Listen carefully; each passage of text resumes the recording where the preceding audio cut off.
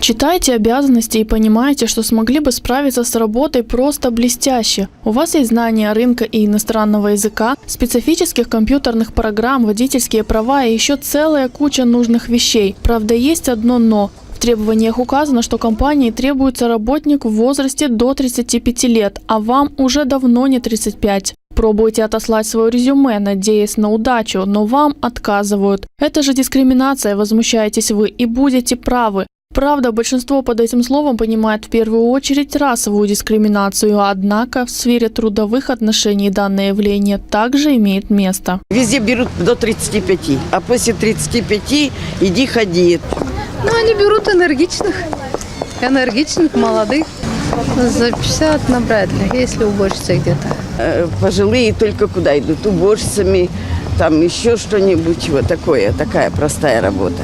Где я только не смотрел резюме, везде не старше 30 лет.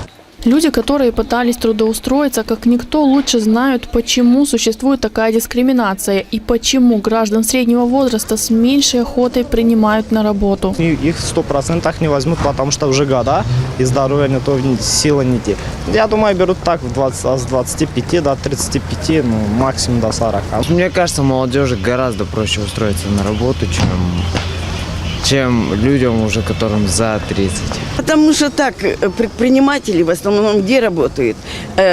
Вот у нас же была ковровая фабрика, промкомбинат. Там даже в комбинате работали, на кирпичном, 1000 человек. Они имели свою работу, уходили до пенсии, уходили. А сейчас где работать? Где эту работать? Сейчас на предприятиях стараются брать опытных людей, кто работал, хоть имеет представление, как все это, а молодежь не очень берут. У меня даже сам были такие случаи, что меня не взяли на работу. Куда бы молодые не устраивались, у них требуют стаж. А где-то молодежь заимеет стаж, если их нигде не принимают. Сейчас контингент работы – это в основном информационные технологии, то есть нужно хорошо владеть компьютерной техникой, офисной техникой. Говорят, что у нас 13-15% не устроит. Намного больше, потому что люди не идут.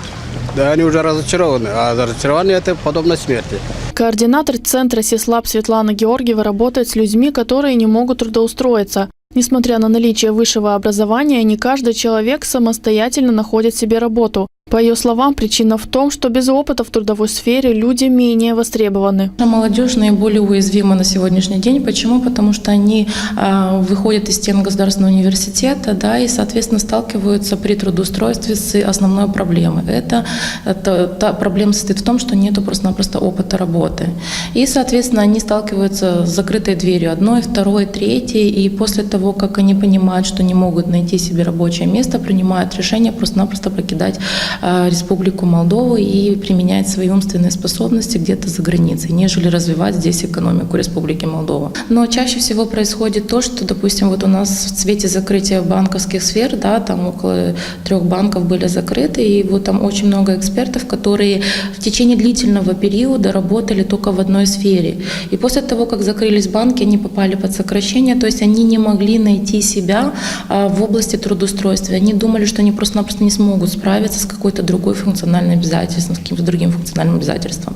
И вот было некое такое психологическое замыкание, где мы очень долго работали и предпринимали все возможные усилия для того, чтобы немножко переориентироваться и перенаправить свои умственные способности в другое русло.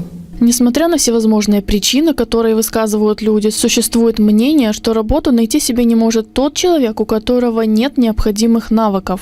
У того человека, который нету стажа работы, и он хочет работать и получать зарплаты, значит, у него нету профессиональных навыков в работе. Сразу объясняю. Каких? Во-первых, он должен хотя бы уметь сапу в руках держать. Минимум. Во-вторых, он должен хотя бы компьютером уметь владеть. 2. В-третьих, он должен хотя бы иметь какой-то круг общения друзей и общества, которым он мог бы сотрудничать. А если он будет ждать небесную манку и что он будет вечно сыт и тепле, такого не бывает. Сколько людей, столько и мнений, но каждая история, рассказанная людьми, взята из жизни, она никем не придумана. В Республике Молдова в действительности большое количество людей выше среднего возраста не трудоустроены, а молодежь без стажа работы уезжает, так как тоже не находит себе места в пределах страны.